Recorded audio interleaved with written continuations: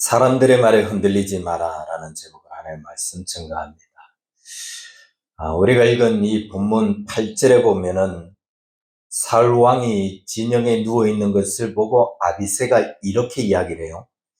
아비새가 다윗에게 이르되 하나님이 오늘 당신의 원수를 당신의 손에 넘겼나이다. 사울을 죽일 수 있는 이 기회를 보고 이건 하나님이 주신 기회다 라고 판단을 합니다. 근데 다윗의 생각은 달라요. 다윗이 뭐라고 대답하냐면 9절부터 10절 다윗이 아비새에게 이르되 죽이지 마라. 누구든지 손을 들어 여호와의 기름 부음 받은 자를 치면 죄가 없겠느냐. 여호와께서 살아계심을 두고 맹세하노니 여호와께서 그를 치시리라. 다윗은 그거 하나님이 주신 기회가 아니야. 사울을 죽이지 말라라고 말합니다. 때때로 우리가 이럴 때가 있습니다. 이게 정말 하나님의 뜻인가? 이게 정말 하나님이 주신 기회인가? 아니면 그냥 내 스스로 내가 이건 하나님의 뜻이라고 믿는 건가?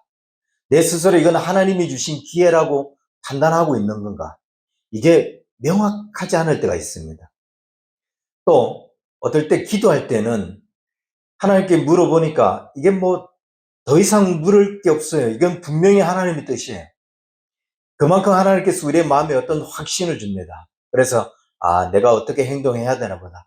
내가 이렇게 살아야 되나 보다. 이런 어떤 강한 마음이 들어요. 그게 하나님의 뜻이라는 명확함이 우리 안에 선 거죠. 그런데 어리석게 그걸 가지고 가서 사람들에게 이야기를 해요.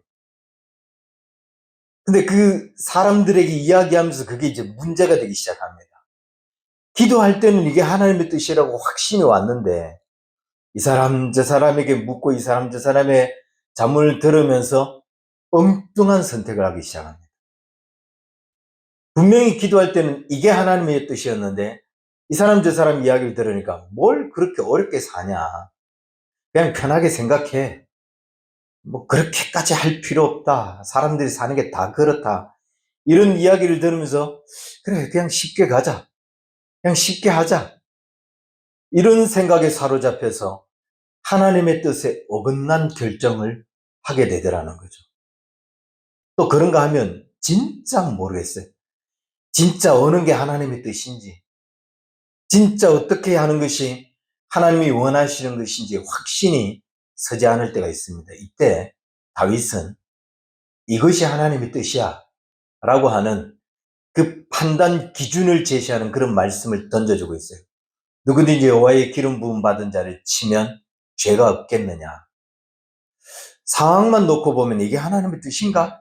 이거 정말 하나님께서 원수 갚을 수 있는 기회를 주신 거다 라고 생각하고, 그래서 아비새는 더 이상 생각할 필요도 없이 이건 하나님이 주신 기회다 라고 이야기했어요. 그런데 다윗은 그거 아니야. 여호와의 기름 부음 받은 자를 치는 것은 하나님께서 금하신 거다.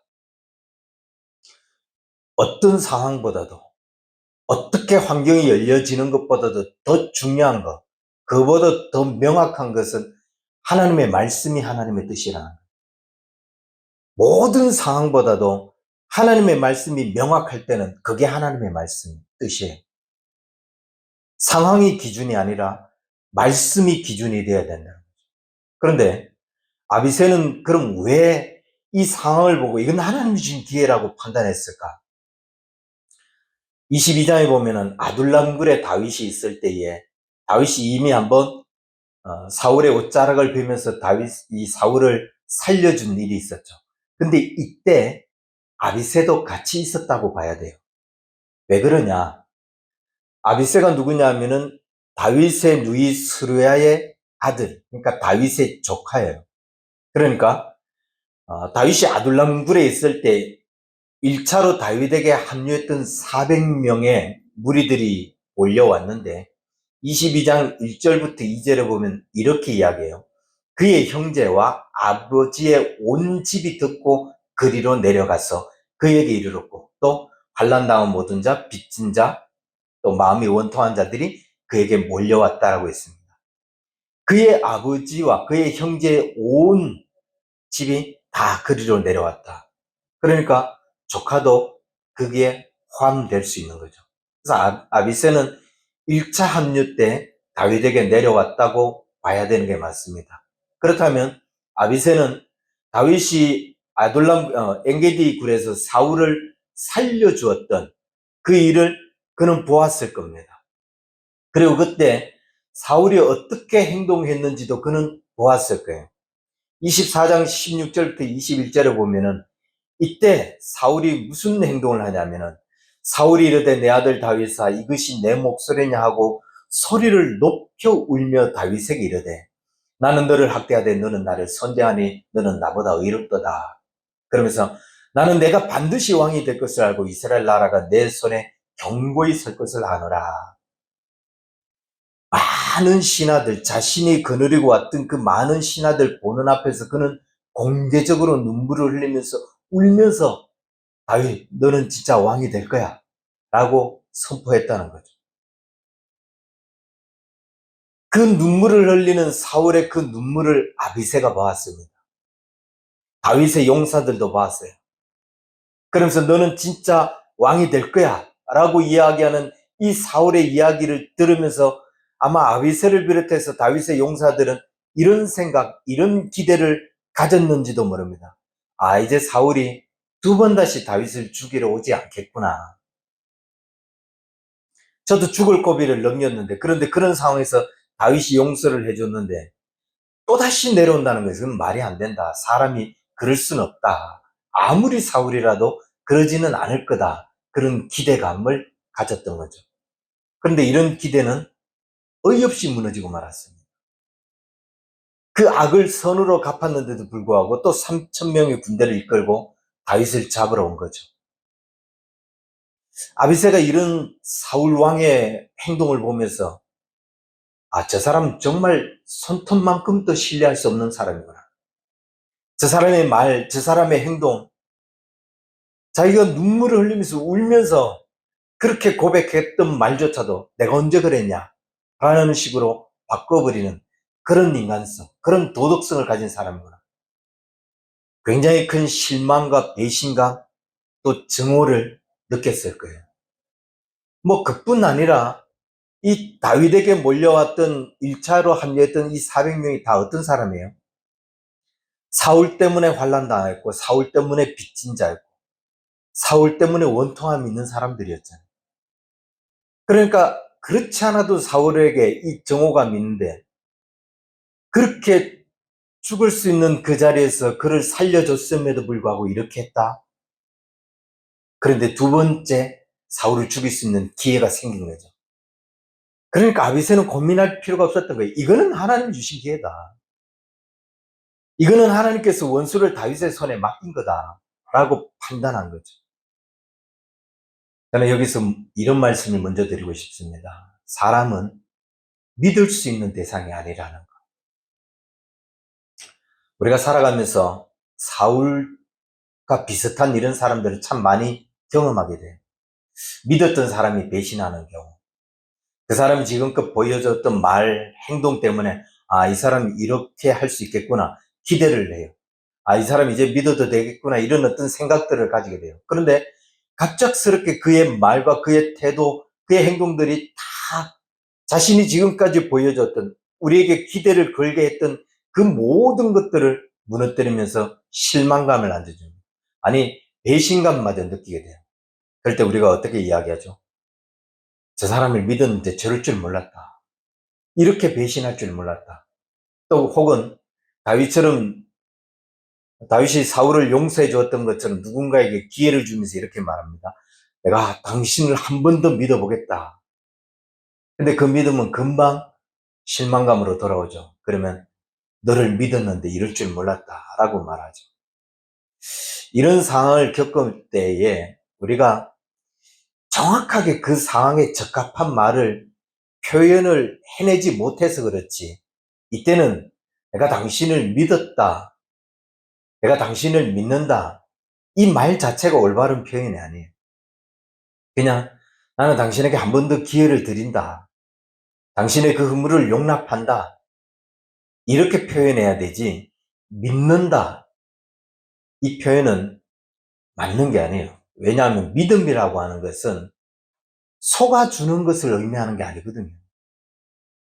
믿음은 속아주는 게 아니에요. 이 사람이 지키지 못할 것을 너무나 잘 아는데, 근데 믿는다? 그럼 내가 또 한번 속아주겠다는 거잖아요. 다른 표현이 아니라고요. 믿음이라고 하는 것은 우리가 하나님에 대한 어떤 신뢰와 확신을 의미하는 것이기 때문에 누군가를 믿어준다는 이 표현, 그 사람을 그만큼 신뢰하고 확신한다는 말이 되는 게 되거든요. 근데 어떻게 사람을 그렇게 신뢰하고 확신할 수 있어요? 절대로 사람은 그렇게 신뢰하고 확신할 만한 대상이 될 수 없다고요. 모든 상황에 따라서, 모든 문제에 따라서 그 사람의 마음이 바뀌고 변하는 것. 그래서 절대로 믿음의 대상이 될 수 없다는 거죠. 다시 본문으로 돌아가면 다윗이 이 엔게디 굴에서 사울에게 기회를 주는 것을 이 아비새가 보았고, 또 사울의 그 눈물을 아비새가 보았어요. 그런데 그 눈물이 정말 거짓된 눈물이라는 것을 경험한 거죠. 다윗을 죽이지 않을 것이라고 표현했던 그 표현이, 그래서 그에게 조금이라도 기대를 했던 그 기대가 쑥 무너지고 말한 것을 그가 경험합니다. 화가 난 그는 다시 사울을 죽일 수 있는 기회를 움켜잡았을 때, 이건 하나님께서 원수를 갚도록 하나님께서 주신 기회라고 판단을 한 겁니다. 근데 다윗의 판단은 그렇지 않았다는 거죠. 다윗은 그 상황을 보면서도 가장 먼저 자신의 감정으로 판단하지 않습니다. 모든 일에 우리의 감정이 개입되면 정확한 판단을 내리지 못해요. 어떤 문제도 내 감정이 들어가면 이게 다 하나님의 뜻인 것처럼 보여요. 내가 원하는 이 감정이 있기 때문에, 내가 원하는 기준이 있기 때문에, 그게 다 하나님의 뜻 같고, 그게 다 하나님이 주시는 기회 같고, 그래서 정확한 판단을 내리지 못한다고. 이때 다윗은 하나님의 말씀을 적용하죠. 상황보다도 중요한 게 하나님의 말씀이라. 말씀이 중심이 되어야 된다. 그 상황을 보고 기회라고 이야기하는 이 아비새에게 하나님의 말씀은 이렇다라고 이야기하죠. 여호와의 기름 부음 받은 자를 하는 것은 하나님께서 금한 거다. 누구든지 손을 들어 기름 부음 받은 자를 해하면 그가 죄가 없겠느냐. 이 말에 아비새는 어떤 반박도 하지 못하죠. 그러면서 다윗은 계속해서 이렇게 이야기합니다. 여호와의 살아계심을 두고 내가 맹세하노니 여호와께서 그를 치시리라. 지금 이 상황이 하나님이 주신 기회라고는 내가 말하지 않겠지만 분명한 것이 있다. 이게 하나님의 뜻이라고 말할 수 있는 분명한 게 있다. 그게 뭐냐? 하나님의 살아계심을 두고 맹세하는데 하나님께서 그를 치실 거다. 이게 하나님의 뜻이라는 거예요. 여호와께서 그를 치시는 것, 이게 하나님의 뜻이다. 다윗은 이 부분에 대해서 너무 분명하고 확신했던 거예요. 왜 이렇게 다윗이 분명하고 확신했냐?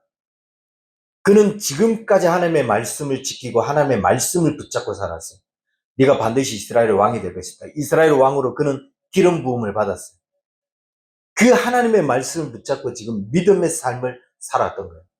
물론 다윗을 골리앗을 쓰러뜨리고 난 후에 그는 자기가 어떻게 이 왕의 자리에 오를 수 있을까? 자기 계획으로 많은 노력들을 해봤죠. 그런데 이게 아니구나 라는 것을 깨닫고 아둘람굴에서 그가 하나님께 기도하면서 이제 철저하게 하나님의 인도하심을 받겠다. 마음을 다진 것. 그는 지금까지 걸어왔던 이 걸음이 하나님의 말씀을 붙잡는 걸음이었거든요. 하나님을 의지하고 하나님의 그 말씀을 의지하고 나왔는데 자꾸만 사울이 가로막는 거예요.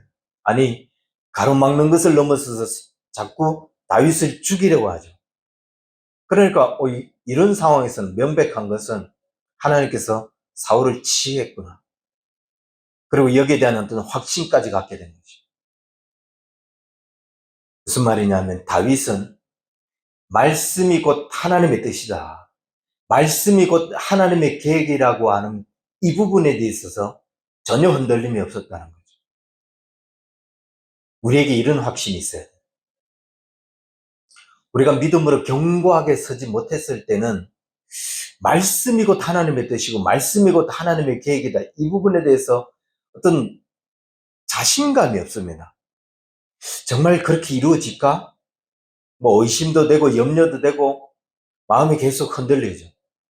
그런데 그 말씀을 붙잡고 사는 삶, 이 삶을 지속적으로 해오다 보면은, 이 삶에서 오랜 씨름을 하다 보면은, 아, 말씀대로 이루어지는구나.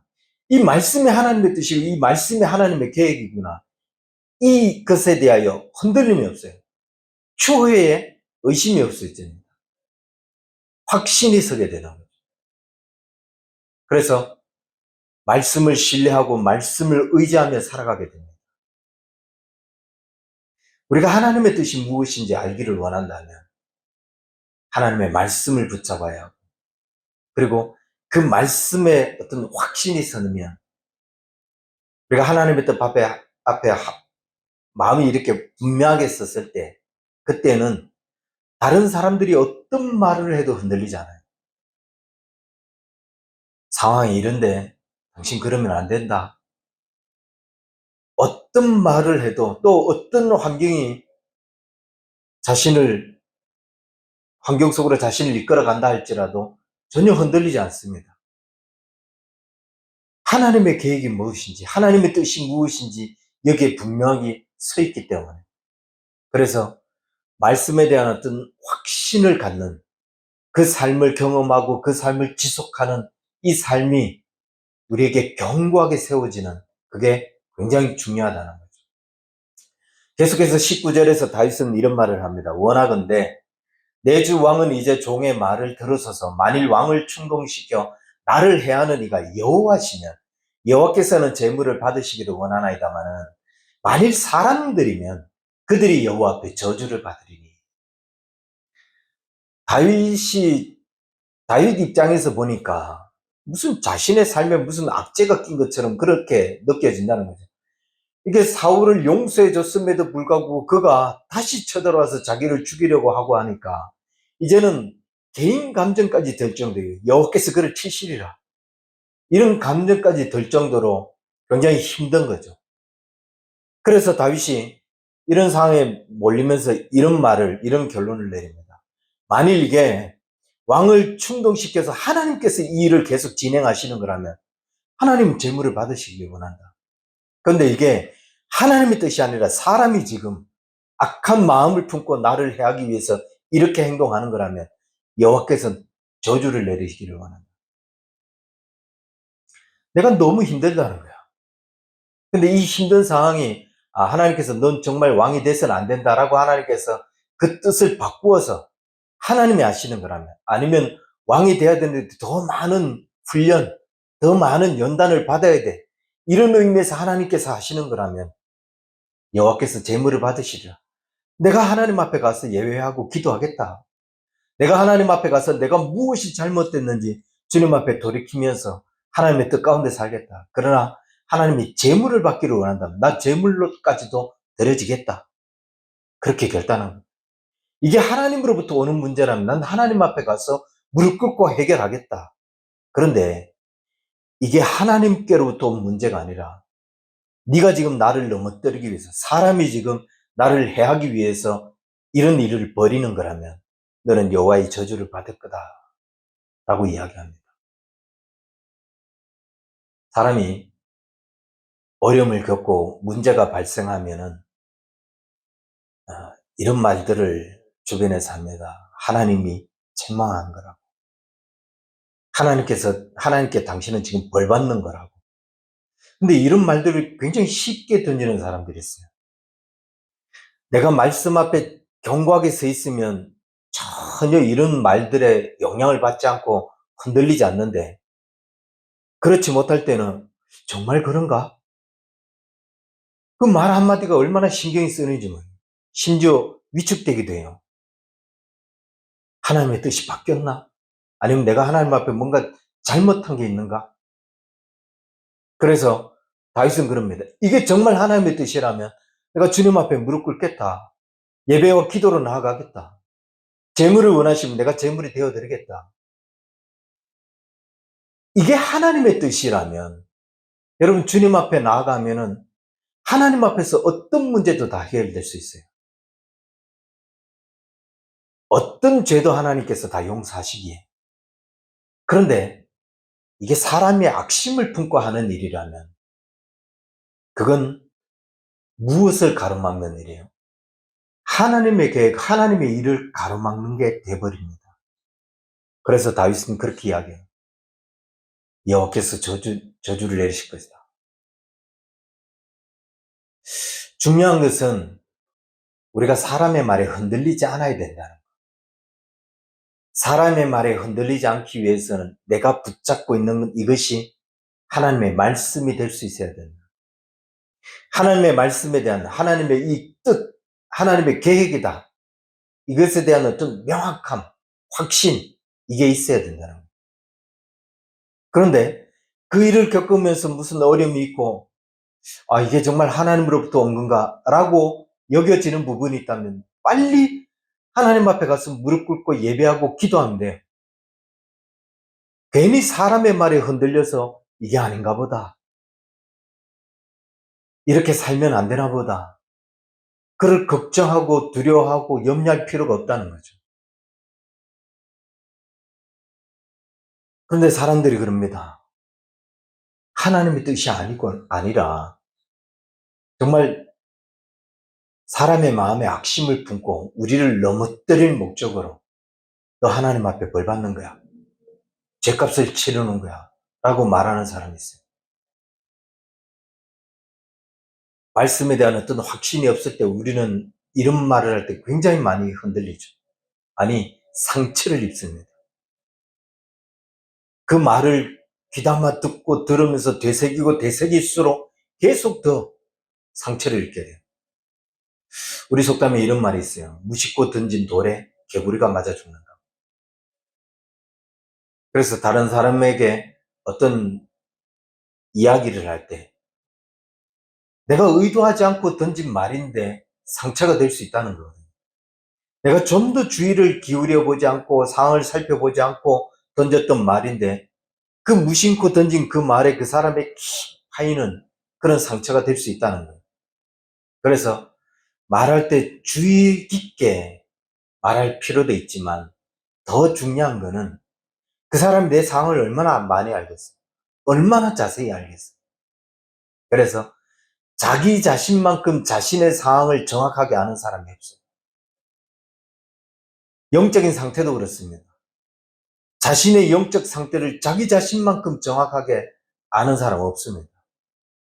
그래서 사람의 말에 흔들리지 아니하고 하나님의 뜻, 하나님의 말씀을 잘 붙잡을 수 있는 그런 견고한 믿음에 서 있는 사람이 되는 것이 중요하다는 거예요.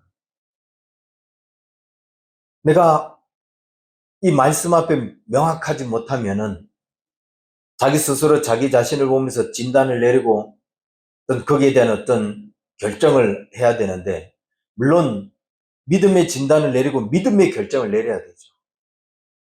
그냥 내가 편하자고, 내가 이 상황을 모면하자고 하나님의 뜻하고 하나님의 말씀하고 하나님의 방법하고 전혀 다른 그런 결정을 내리는 게 아니라, 이런 결정을 내릴 자신이 없으면 사람들의 조언을 구해야 합니다. 내가 자꾸 흔들리는데 어떻게 했으면 좋겠냐. 그래서 올바른 결단을 내릴 수 있도록, 올바른 결정을 내릴 수 있도록 조언을 구해야 되겠죠.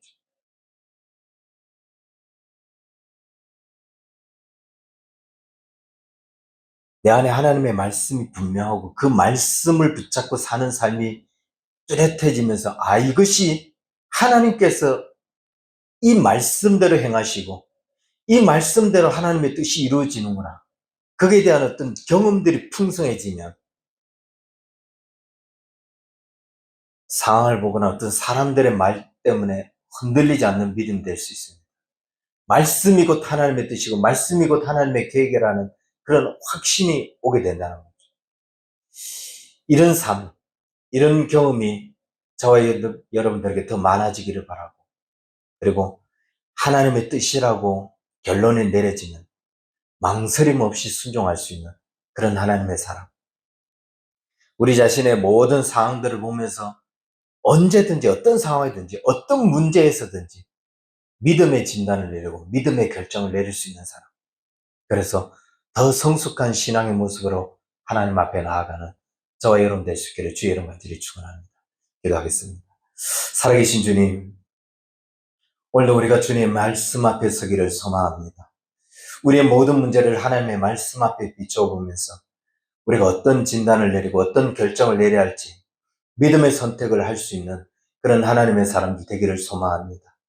말씀이 곧 하나님의 뜻이고 하나님의 계획임을 우리가 더 확신하게 하여 주시고 결코 어떤 상황에서도 과연 그렇게 이루어질 것인가 라고 하는 의심과 두려움과 염려 없는 그런 믿음으로 서가는 우리 언약의 성도들 되게 하여 주옵소서. 하나님이 우리를 이끌어 가심에 대하여 하나님이 우리를 인도하심에 대하여 조금도 염려하지 않고 조금도 두려워하지 않고 말씀 앞에 온전히 설 수 있는 우리 언약의 성도들 다 될 수 있도록 축복하여 주옵소서. 이제는 우리 주 예수 그리스도의 은혜와 하나님 아버지 크신 사랑과 성령님의 인도하심, 하나님의 말씀 앞에 더 온전히 서기를 소망하는 우리 언약의 성도들 저들의 모든 삶 위에 이제로부터 영원토록 항상 함께 있을지어다. 아멘.